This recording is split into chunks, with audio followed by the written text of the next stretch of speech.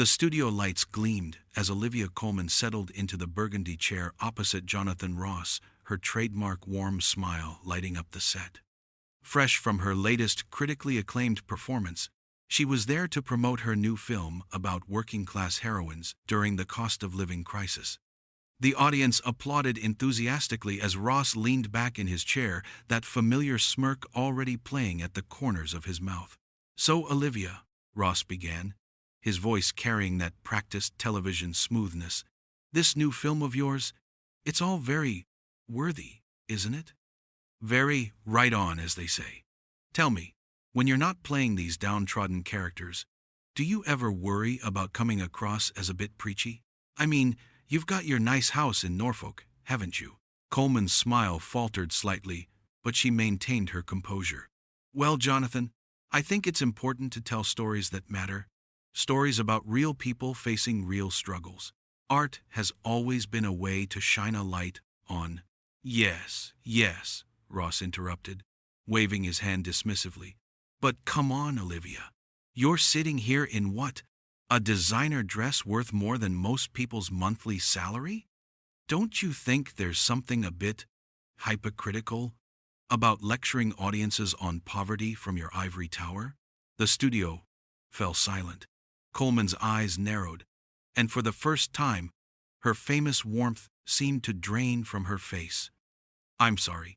Are you suggesting that because I've been fortunate in my career, I can't care about social issues? That I should just keep quiet and stick to fluffy romantic comedies?"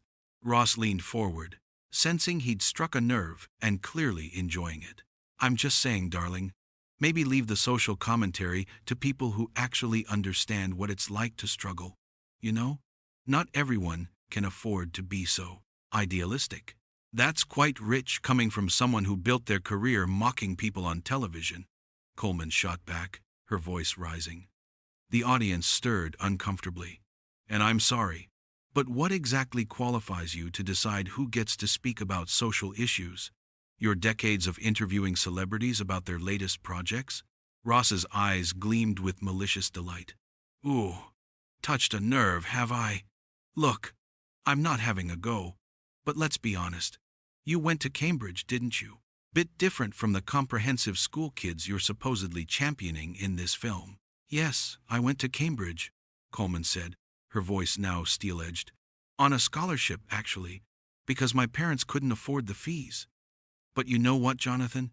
Even if I hadn't struggled financially, it wouldn't make me less qualified to tell important stories or care about people who are struggling now. But surely you can see how it looks." Ross pressed on, clearly reveling in the confrontation. "Multimillionaire actress tells us all how hard life is for ordinary people. It's a bit Marie Antoinette, isn't it? Let them eat cake and all that?"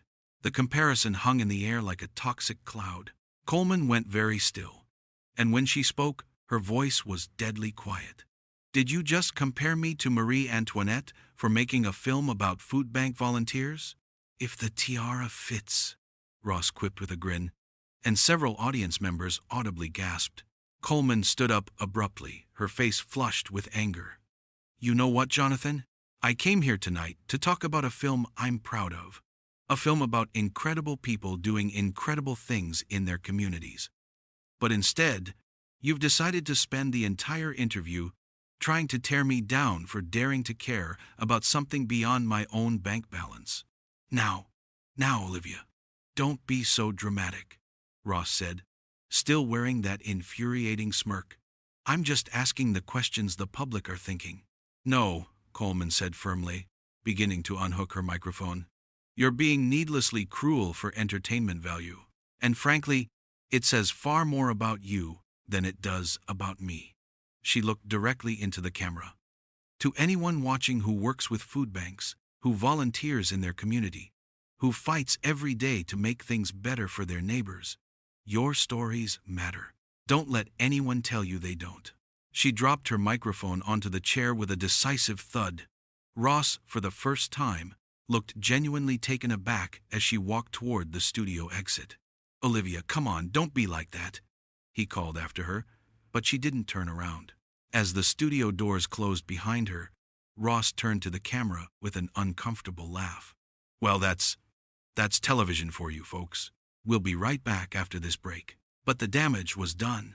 Within hours, clips of the confrontation were trending across social media, with thousands of users praising Colman's dignified exit and condemning Ross's needlessly aggressive approach. The hashtag Team Olivia dominated Twitter feeds, while critics and fellow actors alike rallied to support her stance on using platform responsibly.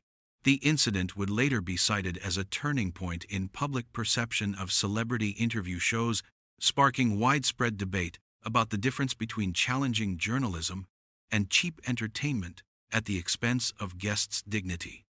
For Colman, it became an inadvertent masterclass in standing up to bullying, even when the cameras are rolling.